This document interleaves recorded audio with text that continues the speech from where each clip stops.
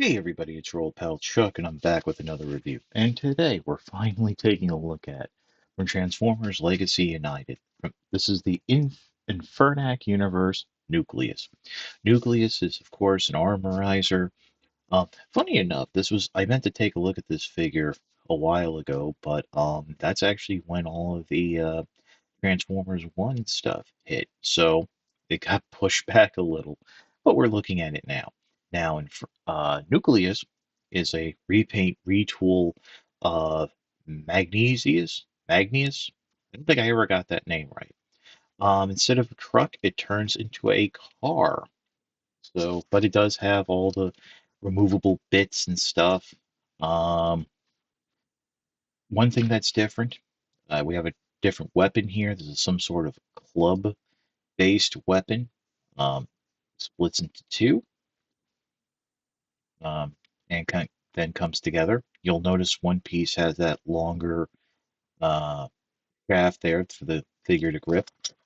Also, now those come packed separate, but also separate coming packed separately is the roof of the vehicle, which also can double as a shield. And this is a new piece, and actually we'll see this in vehicle mode, has a slot for when you're storing the club pieces. And of course can be held like this, and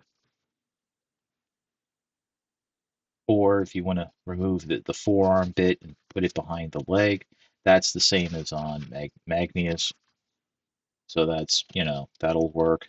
Um, you have the side pieces here removable. Basically everything that was removable on Magnius is removable here. In terms of new stuff, I just want to say it's probably the shoulders, the weapon. Um, I want to say actually even these inner thigh pieces, because I don't remember them having the 3 millimeter ports sticking up. So I think that's different. But figure has all the same articulation. It is actually a pretty good figure, all things aside. Um, Unlike when they did that with the Junkion and they did the tow truck to supercar, I think this works a little bit better, and I kind of dig it. Now, with Magnius, I think we did vehicle to robot. And of course, I'll link that video just for the help because the transformation is exactly the same.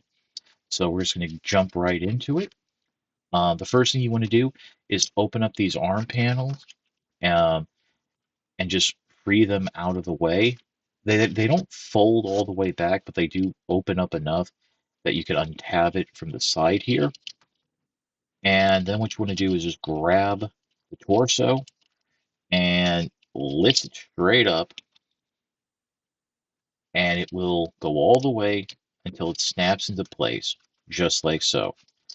Um, with that done now, what you want to do is open up these wheel wells, just like that.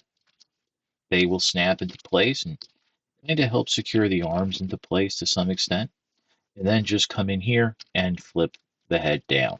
Now, when you go to robot mode, the head will snap into place. I believe that panel that the head is on is the same as well. Now, dealing with the arms, what you want to do is rotate the fist. So it's the palm would be facing up, and then fold it inward on the wrist. Try to keep that a little, try to keep the fist as straight as possible. And now what we're going to do is on those arm joints that we opened up to move the chest, we're going to fold them inward. And there are angular tabs in the chest that actually are easier to see with um, Nucleus than on Magnius. And just get them in there. They will kind of tab into place. Then just make sure that the fists are lined up along the side here. If there's a, With this being a rock vehicle, so if it looks a little gappy, it may not be that bad. Next, what you want to do is come down here and remember the feet are on a double hinge. So fold them till they're flush all the way, and then peg the legs and feet together, just like so, nice and tight. And now what we're going to do is bending backwards at the knee, flip them over. There are tabs here on the back of the thighs that will peg into the calf. And hopefully I got that right.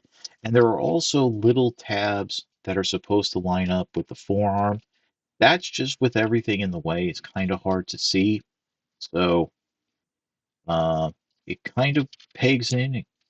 I think it just kind of just holds it all in place. So make sure that everything's like rotated up, have it closed, and there you have the vehicle mode. Very nice car. Um, right off the bat, I do have to say I'm a little disappointed. If you remember on Magnus, there was a trick where you could remove the feet and fins and peg them into the weapon, and you have like a little battering ram.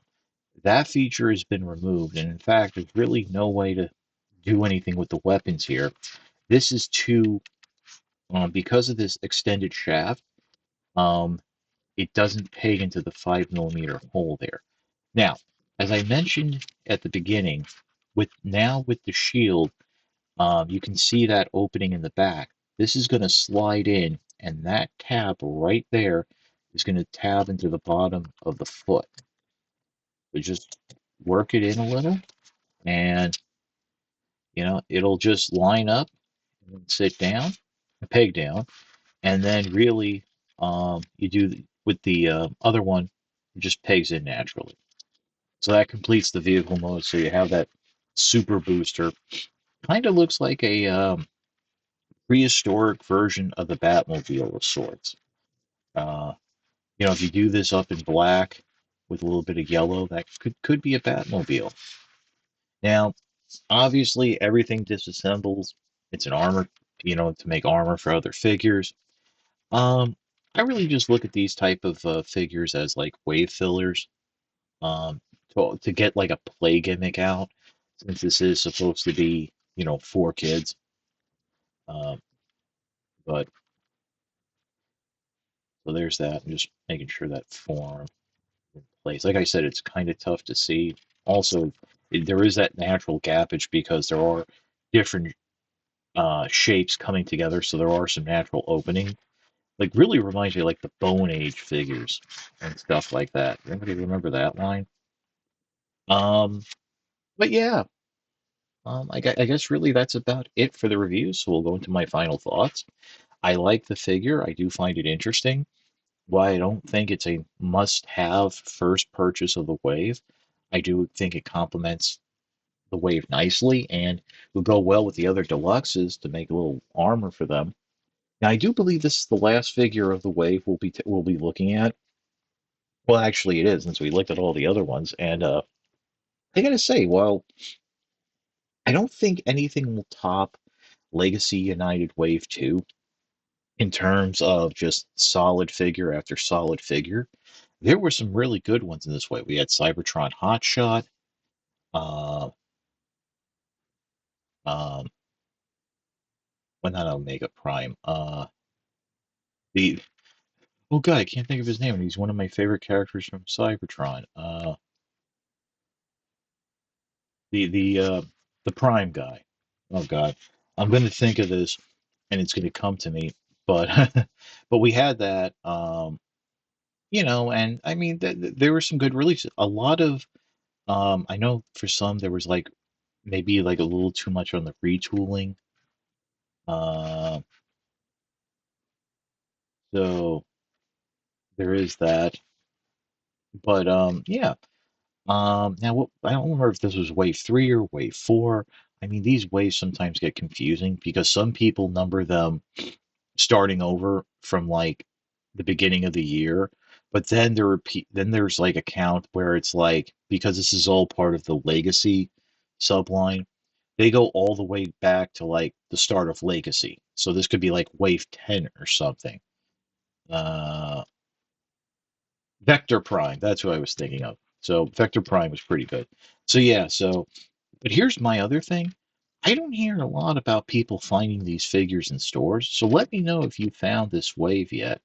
I do hear a lot about older stock taking up space, especially from Earthspark. And now with the Transformers 1 stuff coming out, that's taking up space. So hopefully you've been able to find the figures that you've wanted. I know it's been a while since we really started taking a look at the wave. But definitely, if you're having a hard time finding it in stores, retailers like Amazon and I think Big Bad Toy Store still have the Wave available and this figure. So that's about it. If you like this review, like, comment, and subscribe. As we move away now from the movie reviews, uh, that actually will help greatly in terms of getting my videos out there because I'm already starting to see the trail off of the initial Transformers 1 excitement and now people moving on to other things. So, yeah, it would be very helpful if you could just support the channel by, the subscribing, the liking, the commenting, especially if you're here just for the movie reviews, because now if stuff comes in statically, being subscribed will be the best way for you to find out it's out there. I also have a Patreon. It's www.patreon.com/chuckdog1999. All I ask for is $1 a month, $12 a year. No views, no tiers, no special rewards. All you're doing is helping me help you to help me help you bring figures like this to you, as well as keeping up the infrastructure of the channel. But as I always say, if you can't afford the dollar a month, $12 a year, your views are more than thanks enough. Patreon is just a cherry on top of an already generous sundae. Um, yeah, and pretty much again, that's about it. I do again want to push the subscriptions, as I always say now, between 81 to 83% of you um, are not subscribed, and that actually does affect the algorithms in terms of getting my channel promoted. But that's about it. Uh, Thank you so much for watching. Once again, for Nucleus, this is your old pal Chuck, and we will see you next time.